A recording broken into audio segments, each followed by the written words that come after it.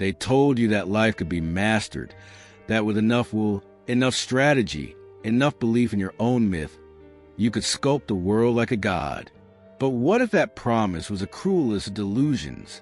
What if the very hand that pens your story is not your own, and every decision you celebrate as freedom is but the echo of invisible chains clinking in the dark? You were taught to steer, but have you ever asked, steer what, toward where, and why does it always feel as if the wheel turns you instead? Beneath your daily rituals, your calculated goals, your to-do list dripping with ambition, there lies a chaos not conquered, only ignored.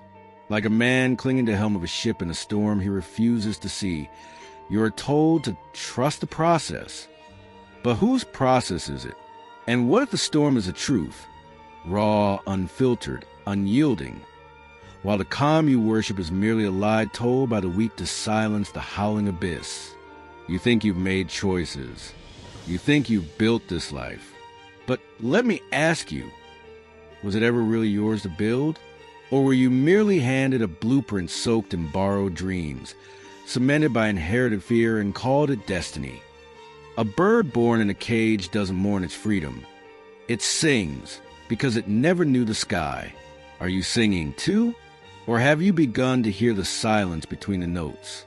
Somewhere in the marrow of your certainty, a question gnaws, a slow-burning doubt that whispers at night when no one is watching. What if control is the grandest illusion, and surrender the only truth you never dare to face? Not the passive surrender of resignation, but the violent, ecstatic collapse of all illusions. What if losing control is not failure, but awakening? This is not a video. This is a mirror you were never meant to find. And before the end, you will either shatter it or see yourself for the first time without the mask. But tread carefully, because once the veil lifts, once the illusion breaks, there is no way back. Only through, only forward, into the question, into the void, into what has always been. Waiting, you think you're holding the reins, that every step you take is chosen, that this life, this winding theater of goals, relationships, triumphs, and failures, is something you are writing, orchestrating, commanding. But what if you are not the author, but the echo, not the player, but the string? Every time you whisper, I have decided, something older than language laughs, a laugh soaked in dust and centuries, because you have forgotten who first whispered that desire into you, forgotten that behind every yes you speak lies a dozen no's you never saw. What shaped you wasn't the moment of choice, but the quiet architecture of what was never offered. And still, you say you are free. We are raised on a myth of the driver, the sovereign self, seated high, steering towards some imagined victory. But look deeper. Strip away the illusions of adulthood. Peel back the layers of self-help and empowerment and certainty, and what remains? A child afraid of the dark, a mind desperate to make sense of chaos, to name the storm so it might believe it's safe, to say, this is my plan, as if plans ever mattered, as if tomorrow listens, as if the stars ever cared. You do not direct the play. You perform the script handed to you in a voice you were taught to imitate. And the worst part? You call this imitation identity. You were told that control is strength, that mastery over your fate is the highest virtue.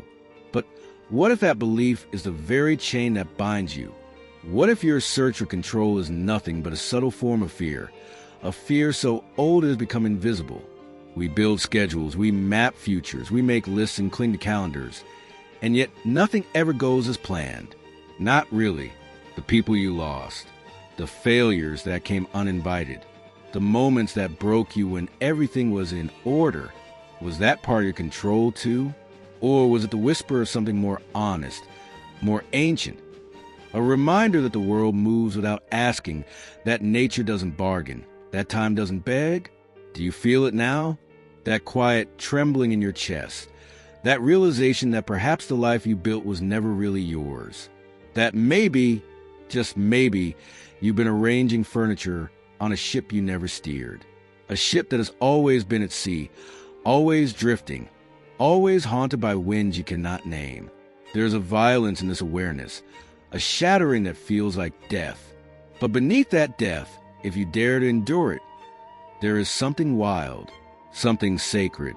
Because once the illusion of control dies, something else is born, a fire not lit by order, but by surrender. Not passive surrender. No, this is not giving up. This is stepping in. This is remembering that chaos is not the enemy, that you are the storm, not the sailor. And maybe for the first time, you stop fighting the waves and become them. So here you are, standing naked in front of a mirror that doesn't lie. No mask, no script, no promise that things will work out if you just try harder. Only this, the raw, electric truth that you were never meant to be in control. You were meant to feel, to break and rebuild, to weep without needing a reason, to lose everything you thought you needed. And in that loss, remember the one thing they never taught you, that freedom was never about steering the wheel. It was about burning the map, the one they gave you, the one written in the ink of other people's fears. And when you do, when you finally set that map on fire and let the ash fall through your fingers, you'll see the world was never meant to be controlled, only experienced, fully, madly, without apology. You've been lied to. And the most dangerous part is you believe it because it was beautiful, because it was neat, because it made the chaos feel tolerable. But life isn't neat. It's feral. It devours control like the sun devours shadows. And if you want to be awake, truly awake, you must become dangerous too.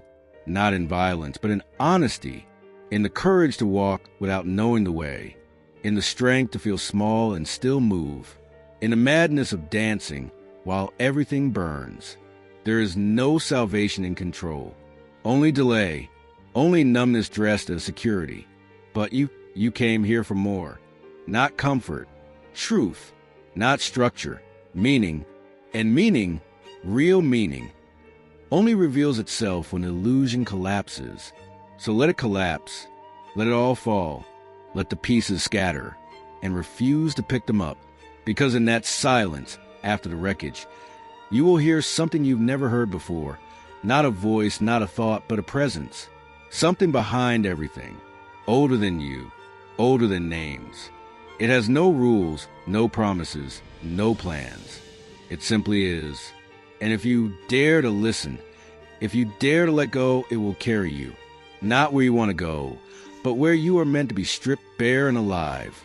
And in that moment, when the world is ash and breath and nothing else, maybe, just maybe, you will no longer ask for control. You will ask for truth, and the truth will answer. Oh, ChatGPT Ds. And now, the silence begins to speak. You feel it, not as an end, but as something ancient stirring within you, a presence that was always there, waiting beneath the noise.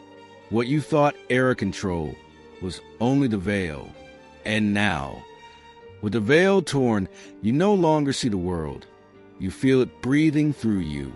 The storm you feared becomes the wind in your lungs. The chaos you rejected becomes your pulse. And in the place where certainty once stood, a strange peace begins to grow, not quiet, but honest, not still, but real. You are not lost. You are just seeing clearly for the first time. The blueprint is burned, the wheel has vanished, and in their place, your own footprints begin to appear, not because you control the path, but because you finally dare to walk it without needing to know where it ends. The cage has no more walls, only memory. And memory is not truth. You are not the echoes of what they told you. You are what rises when the echoes fade. Somewhere inside, you already knew. You've always known. You felt it in the quiet moments between victories, in the trembling just before sleep, in the ache of days that looked perfect but felt hollow. There was always a voice, faint, forbidden, whispering that you were meant for more than performance. That surrender was not defeat, but return. Return to what you were before the masks, before the striving, before you were taught to be smaller than your soul. So here's your key. not given, but remembered. You were never meant to control life, only to meet it naked, wild, and unafraid. And now that something has awakened, a truth without name, a fire without command, carry it, not as an answer, but as a question that follows you everywhere. Let it haunt your choices, color your silences, pulse beneath your rituals. Let it remind you are the storm in the eye and the sky that holds both. If this touched something you cannot yet name, if a quiet part you feel seen, then stay. Share this, not to feed the algorithm, but to call others who are still dreaming. Leave a comment not as opinion, but as confession. Subscribe not for content, but for continuation. Because this is not a video. It is a signal. And those who hear it are already part of what comes next.